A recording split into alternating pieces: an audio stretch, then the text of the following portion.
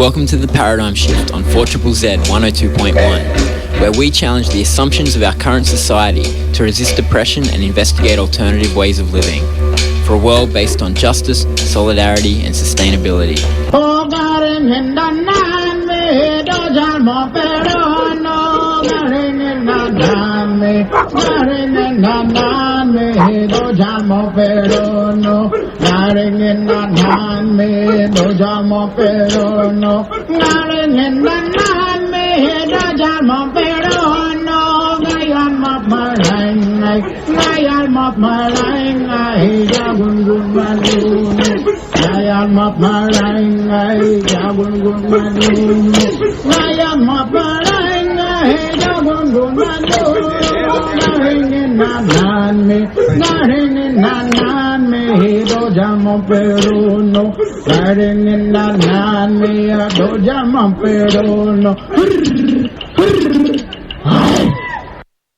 Welcome to The Paradigm Shift on 4ZZZ 102.1 FM. It is your favourite local community volunteer staffed non-profit station, and my name's Andy, and I'll be hanging out with you on the airwaves for the next hour, broadcasting on Jagera and Turrbal country, as well as to the surrounding nations as well, land that was never ceded.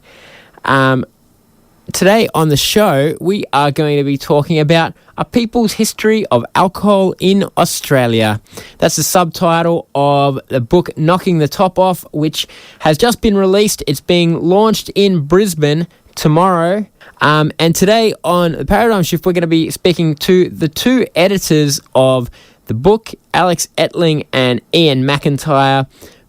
It's quite a big book, a meaty book, 500 and something pages and 67 different chapters, all looking at the different roles that alcohol has played in people trying to live the best lives that they can in this country in all kinds of ways, and in political struggles and social movements and things like that. So you'll hear quite a bit about the contents of the book today on the show.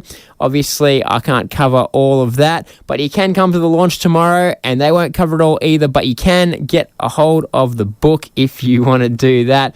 But let's start off with an interview with one of the editors. G'day, Andy. It's really great to be talking to you. My name's Alex Ettling. I'm one of the co-editors of the book Knocking the Top Off, A People's History of Alcohol in Australia, I put together with Iain Mcintyre. And the book is being launched tomorrow in Brisbane at House Conspiracy. So we're going to talk a bit about it. Can you start off by saying, what was the inspiration for writing A People's History of Alcohol in Australia? Well, I sort of feel like you might be angling towards the question of how much of this is your personal history in pubs, which is for sure an element. I'm sure that inspired me in some ways. I mean, like a lot of people in Australia, I grew up around pubs. My parents went to pubs. For me in particular, I was really into indie rock even as an underage kid, and they used to have all ages shows, and I grew up in Perth, so there was a pub called the Hyde Park Hotel, which just like friends bands would play in, and I guess what you'd call it was a dive bar. But I think the moment when I really realised that pubs were sort of a thing, a precious thing, was when that pub was taken over by the giant Woolworths conglomerate ALH, and all of a sudden the bands are out, the nice aesthetic was out, and it sort of looked like that classic cookie cutter ALH pub, which is all around the country.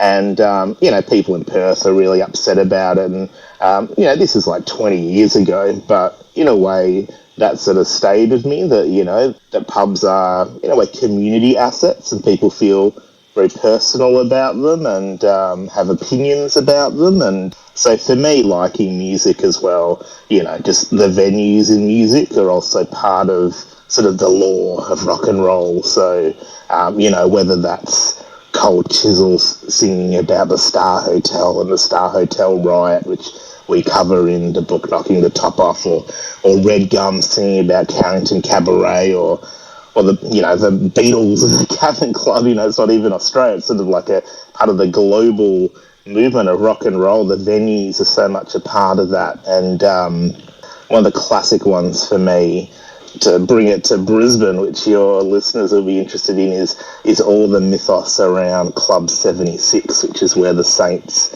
used to meet. And in a way, that was because they were locked out of the mainstream pubs, so they made their own. It was an unregulated space. They basically turned a share house into a music venue, and people would bring their own drinks. And so just things like that sort of got my mind thinking about it.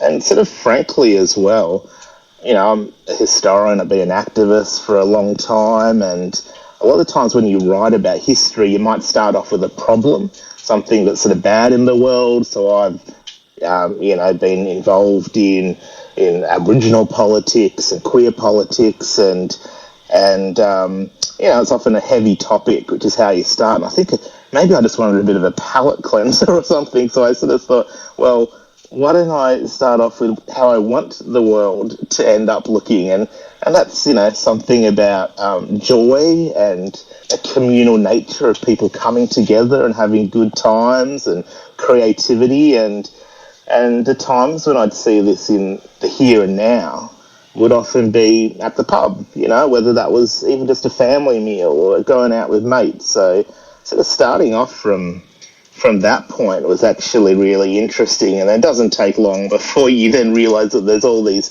impediments to actually having that joy and a genuine collective communal relationship with people. And, the history of alcohol in Australia and pubs, such a big part of that is who gets kept out of the pub. And that could be women. And coming back to Brisbane again, we've got one of the most heroic moments in women's politics for sure, and also the politics of pubs, which is when Mel Thornton and Rosalie Bogner chained themselves to the bar at the Regatta, and that was protesting how women were kept out of the front bar. And you've also got the same sort of histories of Aboriginal people being routinely kicked out of pubs, or illegally not allowed to drink in pubs. Same with queer people. So that's a huge part of it as well. And in this book we cover so many different angles. Now, you've called it a people's history of alcohol, and I guess many of us, if we're familiar with that term, it's from Howard Zinn, his People's History of the USA. How does a people's history differ from other ways of telling history?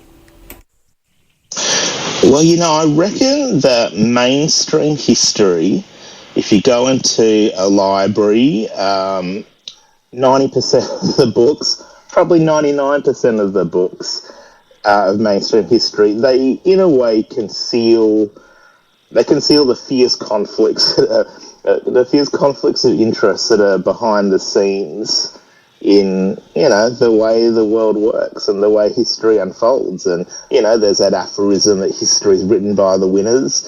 And I think that's generally true. And people tend to want to tell the stories of the rich and powerful. There'll be more histories about kings and queens in your library, or prime ministers or lawyers, than there are about ordinary people. So, we could have...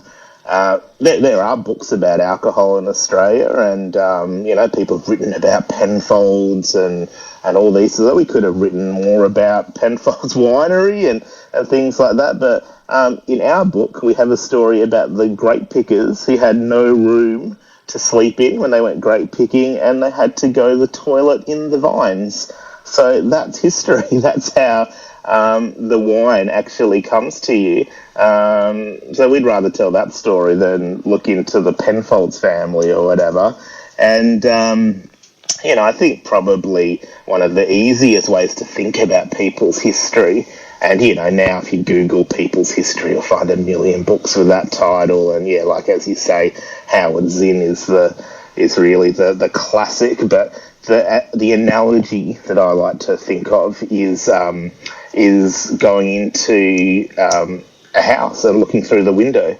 And for the just to keep it on theme, let's pretend that it's going into to a pub. So you could pick the Regatta, or you could pick the RE, the Royal Exchange, and even choosing which pub you might go into says something about politics and history in the student movement around University of Queensland in the 60s and 70s. The Regatta was where the right-wing students used to drink. The RE was where all the lefties and the rat bags would used to drink. So, but let's pretend you're going into the Regatta, for instance. And I think when you look at history and the idea of people's history, it's the idea of what you see when you look out the window. And so if you went to into the Regatta and you chose the nicest window to look out of, you'd see, you know, the nice lacework. You'd see a beautiful view of the river, and you know, there's the rowers from UQ, the very rich kids who are coming in. Everything, the garden's neat and tidy. Everything's sort of in its place and looks like how you're told it's supposed to be. And so that's one way of telling history. And then, but what if you looked out through a different window? What if you went round the back? Well, you'd see the laneway out the back. You'd see the parking lot. You'd see the worker rolling in the kegs. You'd see, you know, maybe an early era, you'd see the SP bookie doing some gambling or some till up in the back alley, or maybe even sex workers, maybe a homeless person sleeping in the alley. So, you know, that is the real world, the stuff, the way that a real society works. And, you know, as historians, I'm interested in telling the real world, not the manufactured vision of what the rich and powerful want us to see. So, you know, knocking the top off of people's history of alcohol in Australia, that's what it's telling. You know, most of these stories have not been told significantly before, if at all, and that's because of the approach we took. We wanted to tell stories that hadn't been told before about ordinary people's lives, the marginalised, the oppressed, the poor, and yeah, I think it's a great book. Most cultures drink alcohol of some kind.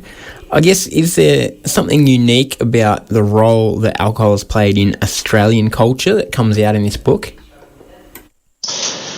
In a way, it's very difficult to find something unique about it. And I think that's actually what makes it so fascinating and so interesting, because you see these patterns playing out all over the world and throughout history. Like alcohol, there's an argument that, you know, in the Neolithic era, that it was the desire to come together to drink in a ceremonial way that actually was what led to agriculture, the rise of agriculture and farming, not the other way around. People usually say, oh, people were growing wheat and and then there was leftover wheat, and so then they made beer out of it. But people actually, so there's a thesis that it's the other way around, that people just have this desire to commune, to come together and to get intoxicated. And that can mean many different things. And,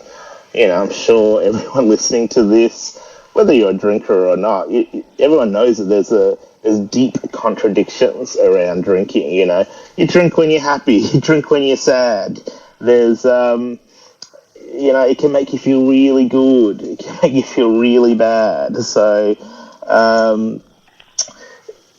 yeah, I struggle to think of something that, you know, about Australia that you couldn't apply to another country, particularly a settler colonial situation.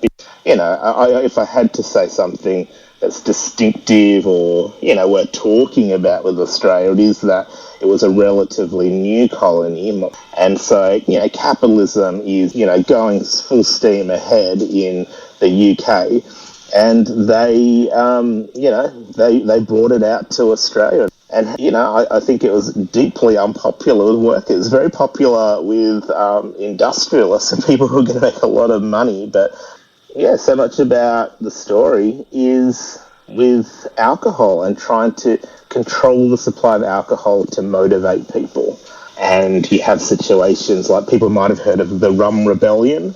And a lot of people don't actually know what the Rum Rebellion actually means, but it's actually because, well, essentially, alcohol became a form of a currency, but who controlled the alcohol basically controlled how the colony worked. So it was essentially a tussle over power, and the Rum Rebellion was, a period. It led to a period of military dictatorship in Australia. I think very few people want to recognise that Australia was a military dictatorship. So following on from there, you have a situation where most of the workers are not very happy to be here, and you motivate them with alcohol, and particularly the regulation of it, and that means limitation. So there is one theory that in the very early settlement of Australia, that per capita it was the most amount of alcohol ever drunk in humanity. So that's remarkable. But the reality is that the supply was pretty intermittent, and they were actually withholding the alcohol. So basically, it's like you go off, work, cut down the trees, build the buildings, build the roads, and then we'll give you some grog. And that will be to pay you off, to motivate you. And so I think you'd have to say that the early days of Australia are a lot about that regulation of alcohol as a sweet reward for building up capitalist social relations. And the obvious, very dark history of all of this is what happens to the Indigenous population. And, the first drinking regulations are a lot about preventing Aboriginal people from drinking, and that might sound very humanitarian, but when you look at it, in Queensland, that was all about just having a pliant workforce, a pliant Aboriginal workforce to work in the pastoral industry. They didn't want drunk people, drunk workers, not that great workers. And from there, you've got a whole history of Aboriginal people fighting for a civil right to enjoy a drink, be able to go into a bar and basically enjoy public life and social life as everyone else does, at the same time as recognising the harms that come from drinking. So, just one of the contradictions that come up over and over again. And it's a fascinating recurring story that comes up throughout the book. In the book, you personally write a few chapters about Brisbane, and in particular interest maybe to some of our listeners about 4ZZZ and Brisbane punk music. Can you tell us why you thought those things were significant and worth documenting in this book? Yeah, well, I think that Triple Z is one of the world's greatest radio stations. Like, just a fascinating thing to have come about. And actually, Brisbane in general, if you were to describe the political scene of Brisbane, the political scene in the 60s and 70s, what would characterise it?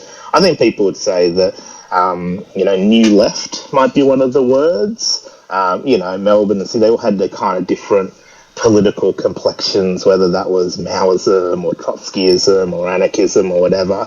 I'm sure a lot of listeners to the show will be aware of what they called the Big March. And, that happened in 1967. And this is a whole year before that great revolutionary insurgent year of global revolt, 1968, Paris, May 1968, and Czechoslovakia and all these things kicking off in America. So you have it all happening in Brisbane. They had this amazing political culture, and I've always been fascinated by FOCO, which is this multimedia sort of political art sort of extravaganza that they had in the Trades Hall. And so I knew these things. I just wanted to explore them. And Brian Laver described FOCO as a revolutionary speakeasy without alcohol. And obviously, at a certain point, alcohol comes into it. And so I was trying to just dig into that very peculiar mix of culture and politics in Brisbane. And it became apparent that, Triple Z becomes such a big part of that story. And when writing about it, basically it was activists. It was those sort of, people who'd gone to FOCO, who'd marched in those marches, who were making very cool publications, and they were having a real struggle with distributing them.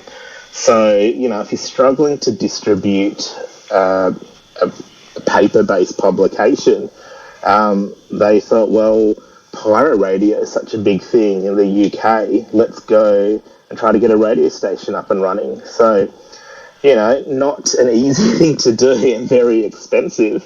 And basically the radio station is funded by beer, and it's funded by, a few years later, basically the river of grog that goes through these punk shows.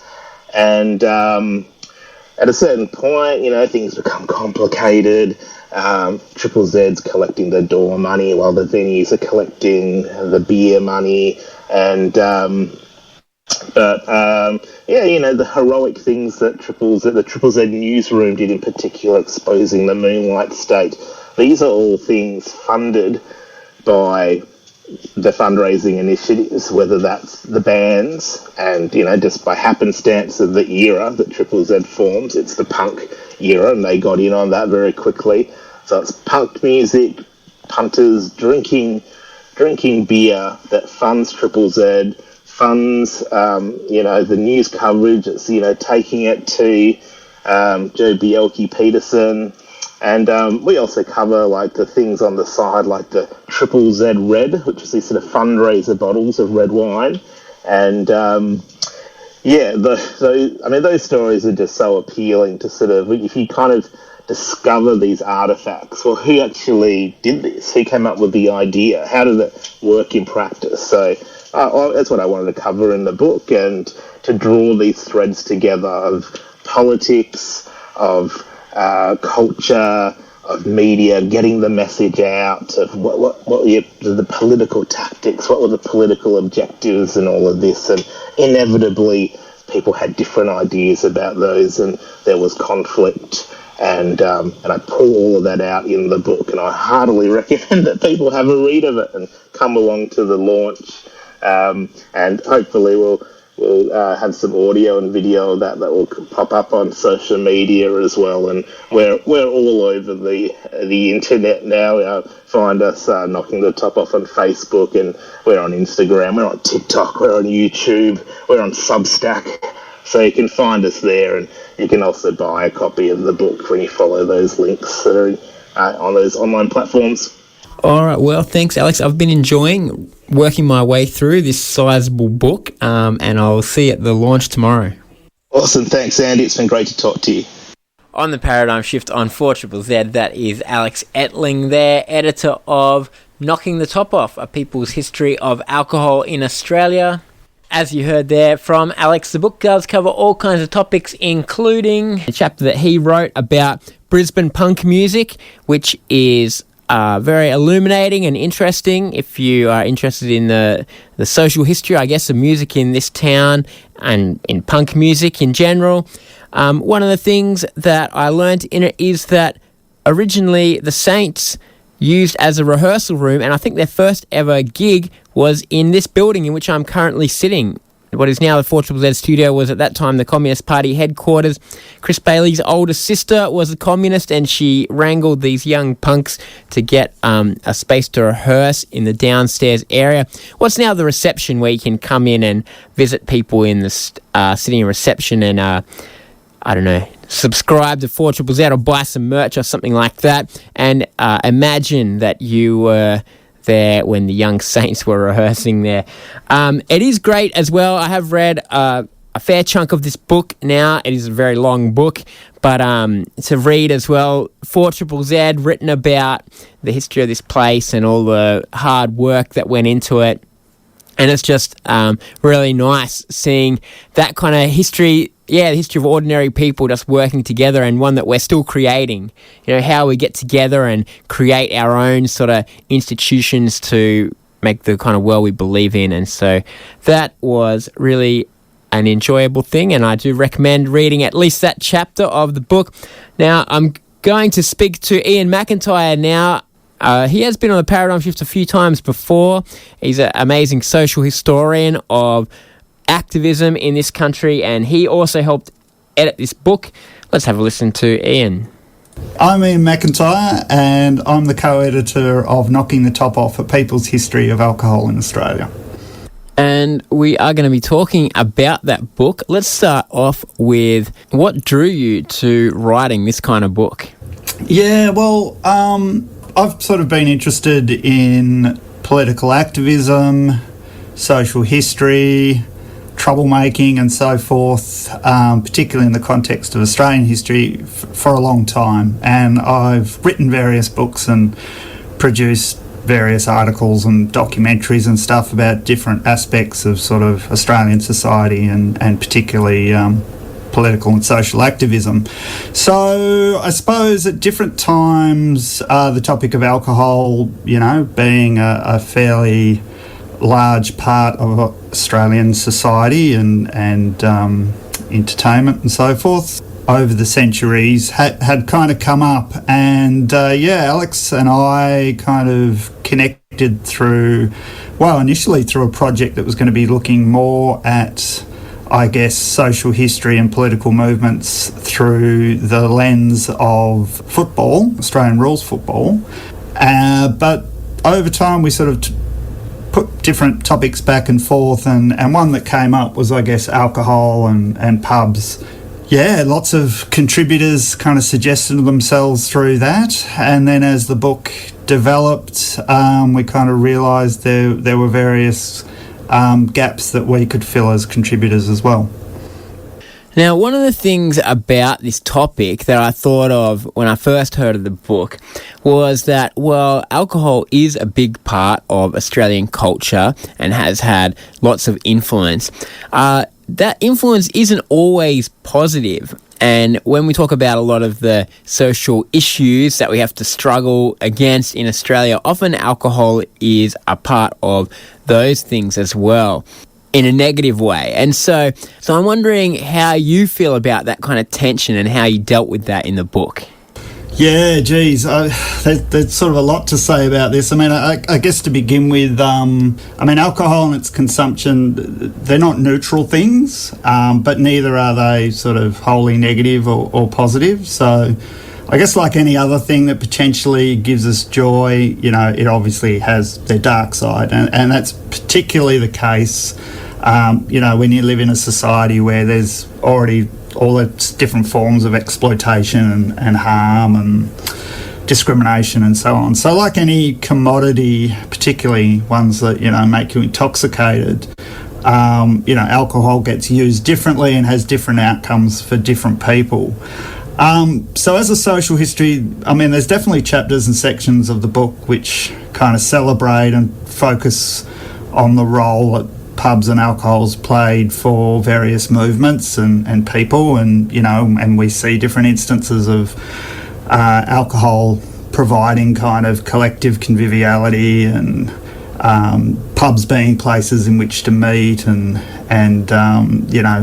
alcohol and access to pubs being things to fight for and win. But yeah, hopefully it's not too celebratory, because I think at the same time the book, and the different contributors, I don't think they shy away from the destructive role and violence that occurs in relation to drinking in pubs. And there's examples all through the book of that kind of stuff happening, and we see the way that sort of racist, class and sexist divisions kind of get expressed through the way alcohol consumed, and the darker sides there in the chapters about negative impacts on individual activists and unionists, but also union movements, and in the life of, say, artist Noel Counihan, in the kind of music scenes associated with kind of punk and pub rock, and we also sort of see negative impacts on communities. And I guess in the book, even when these effects aren't kind of made the focus, they're still sort of there in the context and the backdrop. So,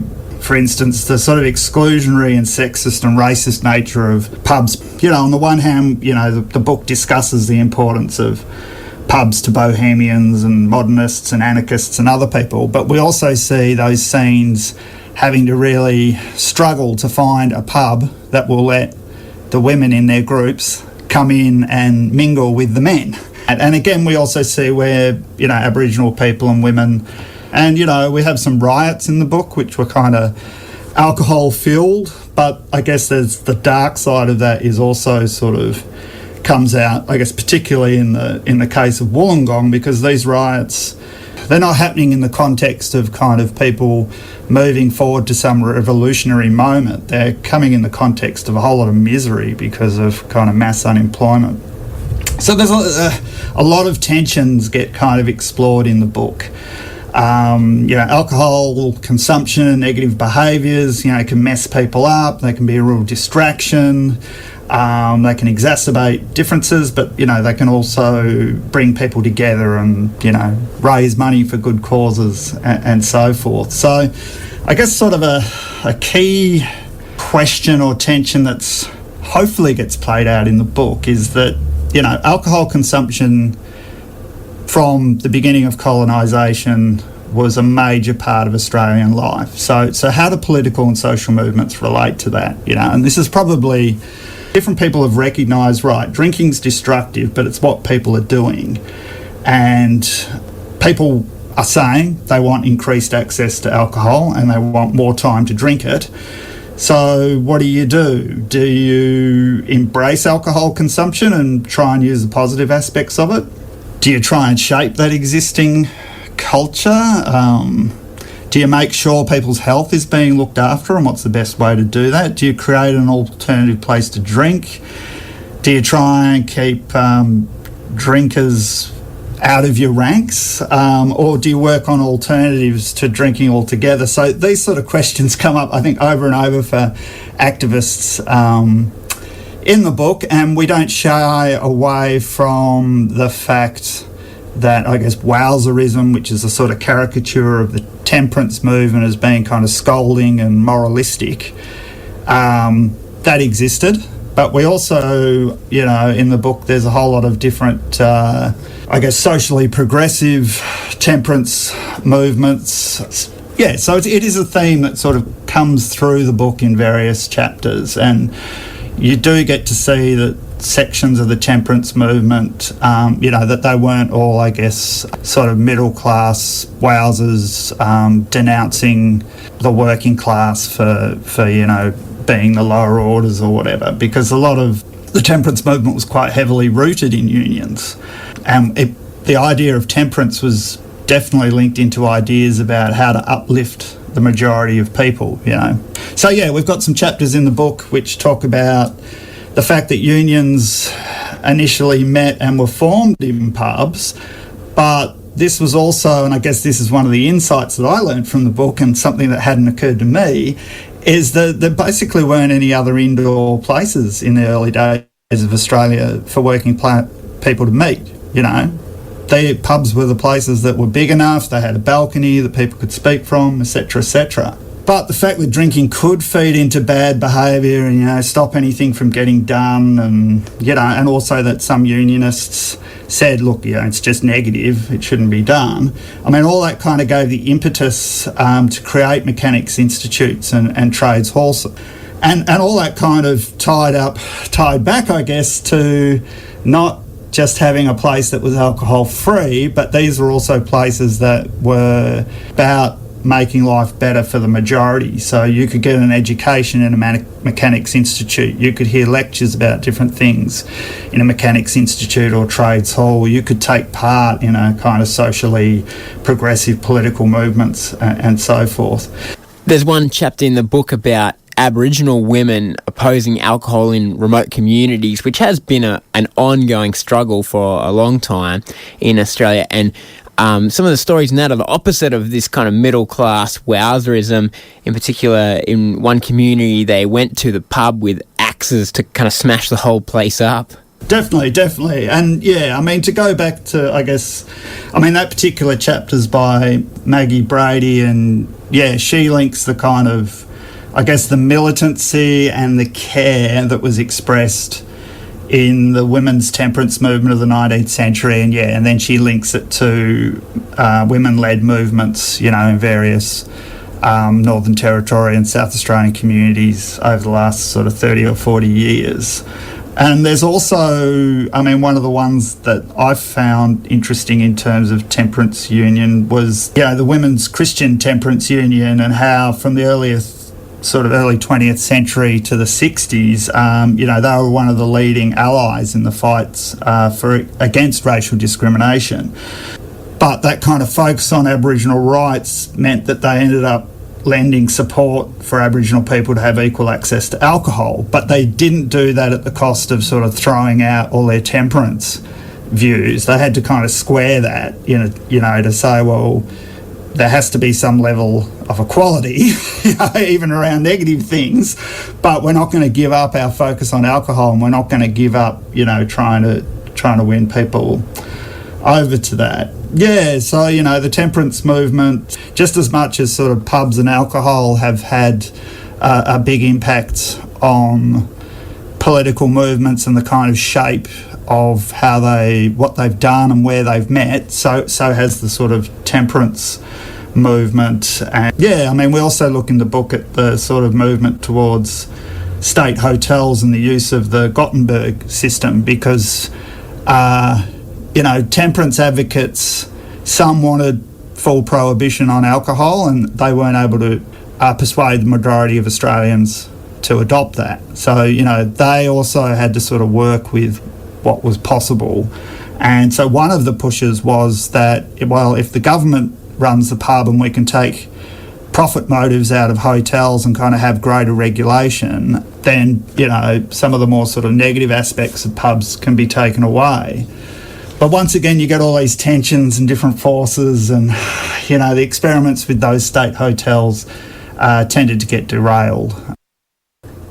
I'm wondering, in the course of editing the book and doing your own research to write parts of it, what were some of your favourite stories or new insights that you gained about alcohol in Australia? Yeah, well, I definitely gained an insight around, linking back to the previous thing we were talking about, just how much the union movement was involved in trying to ameliorate the harms of alcohol. And so you get different sort of people within unions, pushing forward occupational health and safety issues tied to alcohol. You also get various individuals and unions at different times coming up with alternatives for people. So one thing that I don't think I had realised was just how much people drank during the working day. So, we've got some stuff in the book about brewery workers. It was sort of seen as a perk, but really it was part of their wage. They got a certain amount of beer to drink during the day, as part of the working day. And that was the case up until the sort of 70s and 80s. And, for dock workers, for lots of workers, sort of having a break in the day, I guess the equivalent of the smoko, when people used to go and have a cigarette, they'd go and drink. So I hadn't quite realised just how much people were drinking on the job, and that was totally socially acceptable and indeed sometimes included in the wage. So it was interesting to see how some unionists tried to deal with that in a way where they realised, well, if we kind of moralise and we just scold people, they're going to get their backs up, and that isn't going to really change things. So you had various people just coming up with alternative activities, and often they included the arts, bringing in people to do performances during lunch times and that kind of thing. So I found that quite interesting. I also found, as, say, brewery workers were, ideas around occupational health and safety changed, drinking during the day when you're working with all this heavy machinery and so forth, everyone realised that that's not really safe. But then there was this kind of, often these tussles where the employer would basically try and claw back people's time, which they would have had, for their beer break, but also their wage in terms of that they were getting a certain amount of alcohol for free. So they try and claw that back by just saying, we're going to get rid of this, because of OH&S, and then the unions would have to sort of push back against that. I mean, the other interesting aspect I found a lot of the contributors' work, but also my own research, just around the connections of music and pubs, which, in other... I mean, drinking and music often go together all around the world, but the particular they've often taken a particular form in Australia. So reading the chapters about kind of folk musicians and jazz musicians and the rise and fall of pub rock, and then researching various benefits that I was either at or I remembered, which were associated with particular pubs, and it was really interesting to find out a bit more behind the people who organised those kind of gigs and the role that they felt they played in different scenes. So one of the things that you particularly have been researching is hotel boycotts, and this is one of the recurring themes in the book, is a pub, I guess, not just as a place to gather, but as the actual site of social struggle. So do you want to tell us a bit about those hotel boycotts? Yeah, so I sort of got interested in them because I was researching boycotts in general, and I just kept finding that these hotel boycotts were one of the most popular forms of boycotting anything in the early 20th century. So I was sort of interested in why pubs, and B, what happened and how was this successful or not successful. So I did a whole bunch of research, which ended up being there's a few different chapters in the book about these hotel boycotts. There's one about that they were very popular in the WA goldfields during the 1900s, 1910s, 1920s. And then there's some chapters about Brisbane. Mostly these hotel boycotts happened in kind of rural areas due to a few different factors. One was that, rural areas, it's a very small community often. Most people at that time in Australia lived in the country too. The local pub, on the one hand, had a lot of power because it was the only pub and it could put up prices, but on the other hand, the community had a lot of power because the people who are drinking in these pubs, well, they're the only drinkers you've got. So I think the fact that people saw that they might have a chance of winning, and most of these campaigns weren't about the price of beer, and they were actually about making sure that women unionists, who were the barmaids, so women had often been pushed out of the public bars of pubs, but they were still in there as workers. So they're often about defending sort of women's wages and conditions and improving them. So there's a little taste of those chapters. All right, thanks very much, Iain. Thank you, Andy. Thanks for having me on, and I always enjoy when I have a chance to listen to the show doing so. So good on you. That is Iain Mcintyre, one of the editors of Knocking the Top Off, A People's History of Alcohol in Australia. Has just been released. You can buy it at all good bookstores. You can come to the launch of it tomorrow at House Conspiracy. It covers a whole range of stuff. You got a little taste of it today on the show. See you next week, or I'll see you at the book launch tomorrow if you're coming.